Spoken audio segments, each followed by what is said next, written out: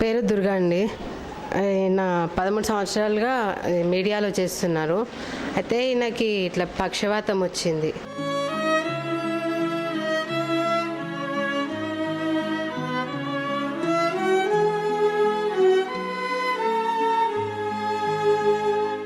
ఇంతకుముందు bypass surgery అయింది. అయితే అప్పటికి టాబ్లెట్లు మంత్లీ 1800 ఉంటుండే. ఇప్పుడు ఈ పక్షవాతం వచ్చేసరికి అన్ని చెకప్లు చేయించినాము. 2000 వరకు అయినాయి టాబ్లెట్లు నెల. కొంచెం చాలా ఇబ్బందిగా ఉంది మేడం. అయితే ఇంట్లో తినడానికి కూడా చాలా కష్టంగా ఉంది.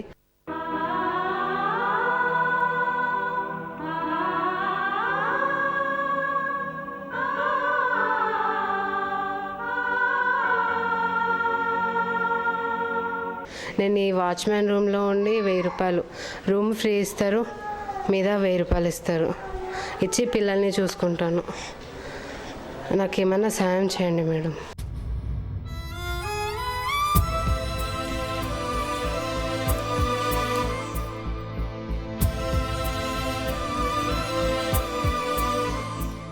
ప్రపంచంలోని సమస్యలన్నింటినీ తెరపైన చూపించే దుర్గా గౌడ్ ఇప్పుడు ఆయన పరిస్థితే దయహీన స్థితిలో ఉంది.